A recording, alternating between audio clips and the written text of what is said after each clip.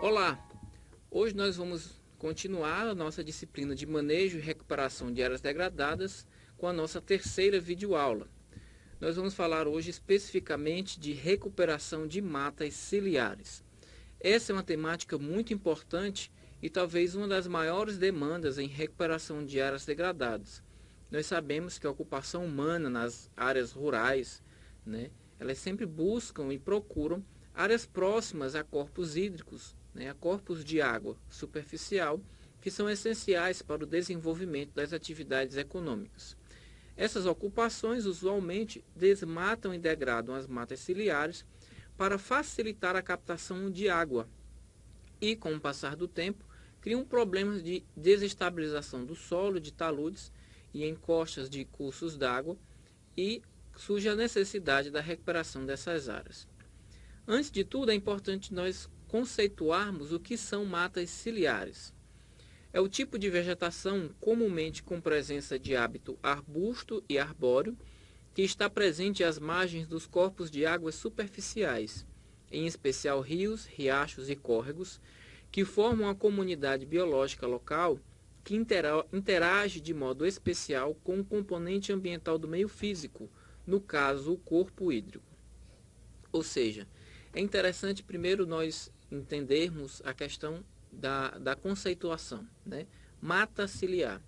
Na própria denominação nós já temos uma dica, mata.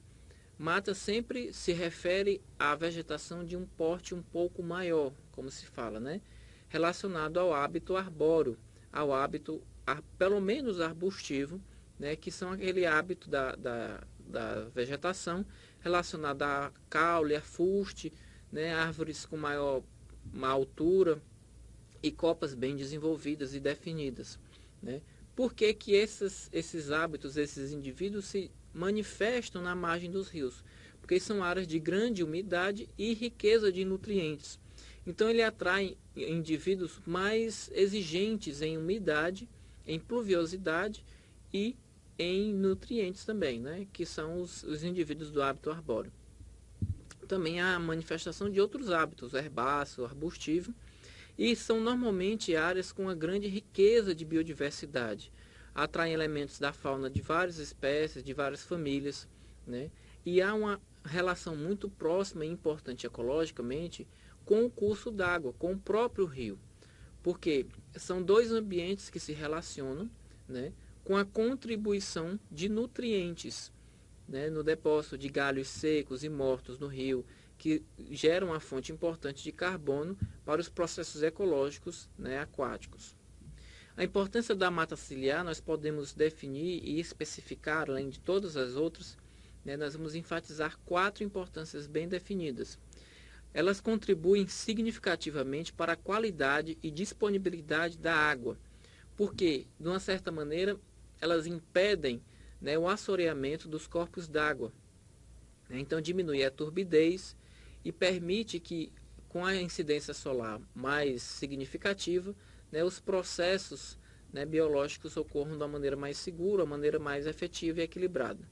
Previne a erosão do solo, porque normalmente por conta do escoamento superficial, as encostas e taludes são formações que favorecem a erosão por conta da declividade, e as raízes, a serapilheira e todo o processo físico causado pelo amortecimento da chuva na copa impede a erosão dessas áreas.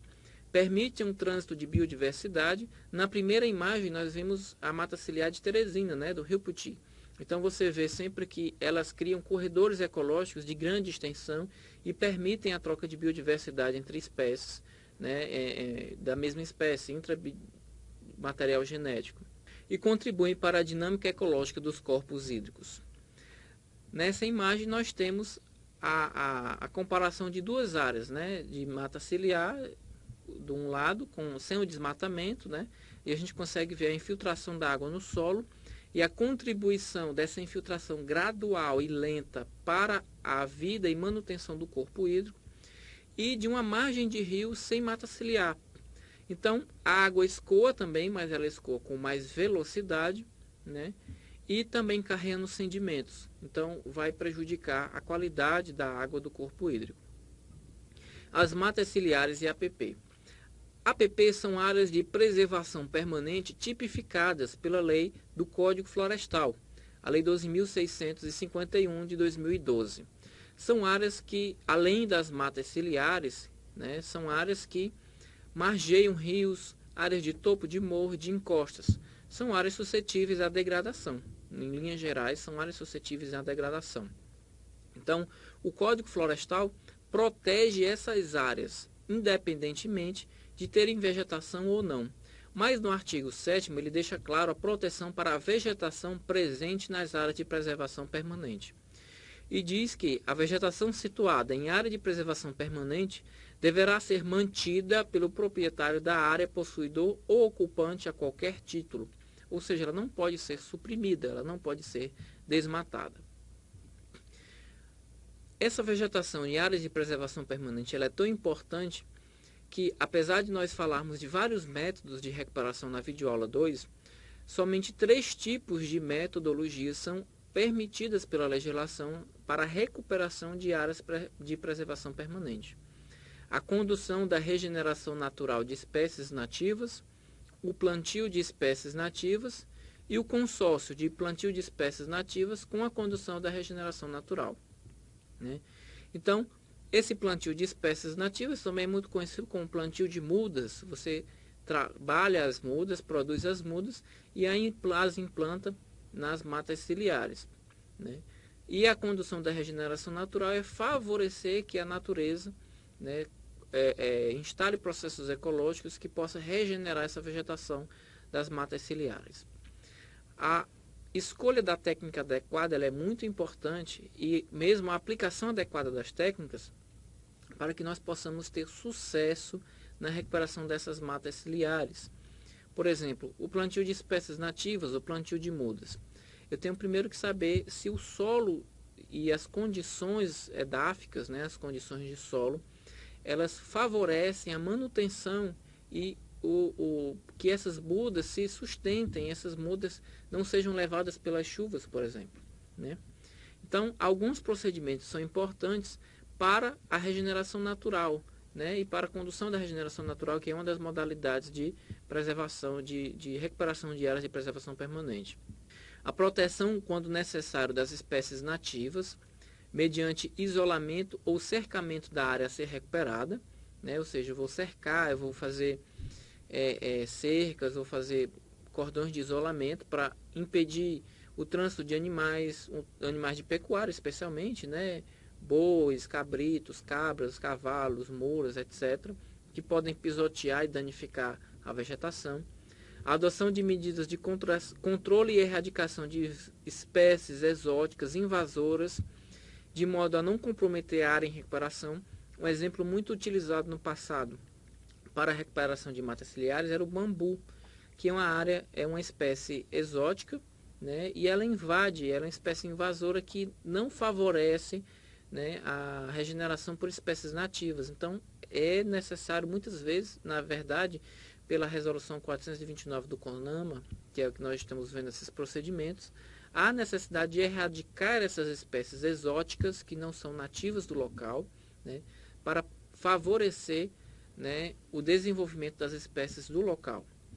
Adoção de medidas de prevenção, combate e controle do fogo é uma questão também muito importante, porque o fogo é um fator de degradação da vegetação muito poderoso e também degradação do solo.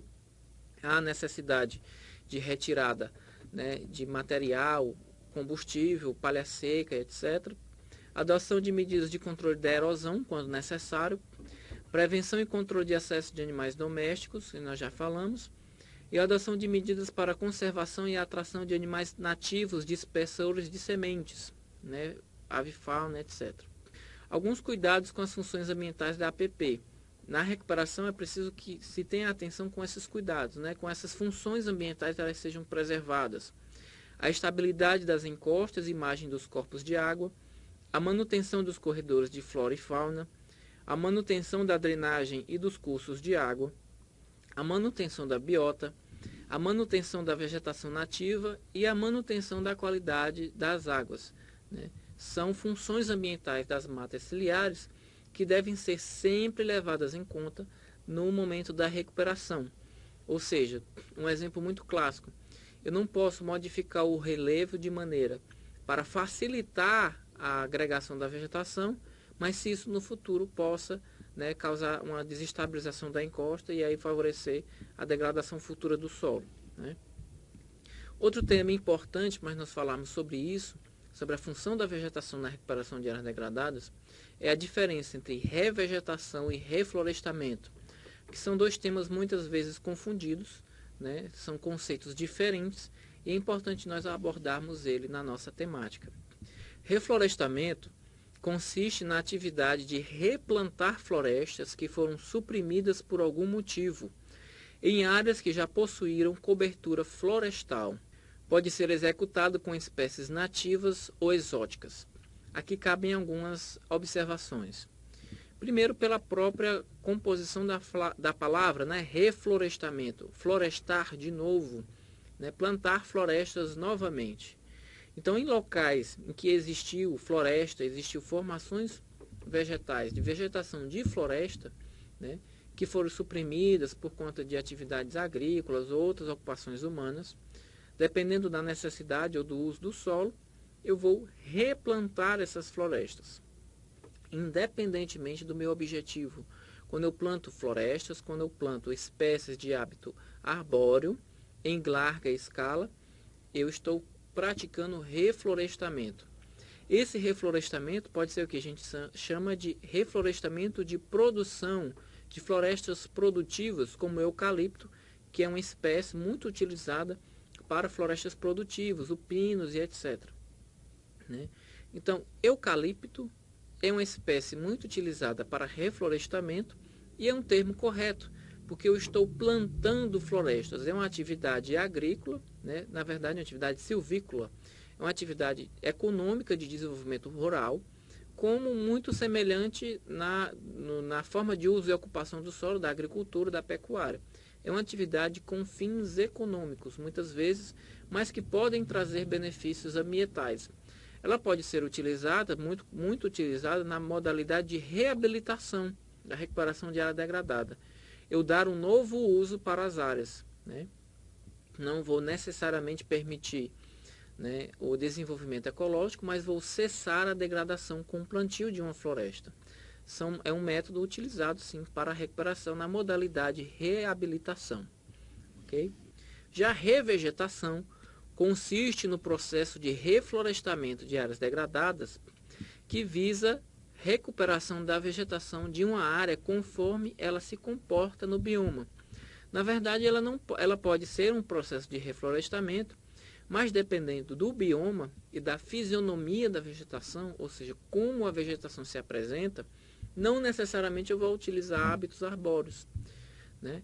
Na caatinga, onde há a prevalência de espécies de hábito arbustivo em algumas áreas, no cerrado, onde há aqueles campos de savana, eu tenho que, no caso da revegetação, me preocupar com a forma da vegetação ocorrente no bioma, com a fitofisionomia adequada para aquele local, né? Então, revegetação, sim, é a modalidade, é o processo de plantio e de condução da vegetação para a situação mais próxima da realidade vegetal, né? Outro tema importante que nós devemos abordar é o monitoramento e avaliação de áreas degradadas. Escolhida e implantada a técnica de recuperação de área degradada, é necessário o acompanhamento da eficiência das ações implementadas. Muitas das técnicas precisam de manutenção por um determinado período de tempo, até que a natureza possa se encarregar de restabelecer os processos ecológicos. Técnicas podem necessitar de correção, ou mesmo serem substituídas por outras. O monitoramento está relacionado com o objetivo final da modalidade de recuperação. Então, por exemplo, o plantio de mudas, que é uma das técnicas utilizadas para a recuperação de áreas degradadas. Eu preciso acompanhar se essas mudas, se elas se desenvolvem naquele solo e naquelas condições ambientais e climáticas que são apresentadas no local escolhido. Quando as mudas não se desenvolvem, há necessidade de se incrementar, ou com nutrientes, ou com alguma outra técnica, ou algum outro sistema, que facilite que ela se desenvolva. Se eu percebo que essa não é uma técnica adequada para o local, eu tenho que modificar a técnica. Lembrando que a recuperação de área degradada, ela não acaba só na implantação da técnica. O acompanhamento ele é muito importante até que a natureza possa se encarregar de fato pela renovação dos processos ecológicos, né? Para tomar de conta a vegetação possa realmente, não precise mais de nenhuma interferência humana, e aí os processos da comunidade biológica possam se restabelecer de uma maneira mais efetiva. Isso para os processos de recuperação e restauração. Na reabilitação eu tenho que saber se esse uso definido realmente cessa a degradação que foi iniciada, né? E na remediação, se a contaminação foi cessada, se não há mais nenhum elemento tóxico ou contaminante. Essas temáticas serão abordadas com mais profundidade no nosso material complementar e a gente se vê no fórum. Até lá!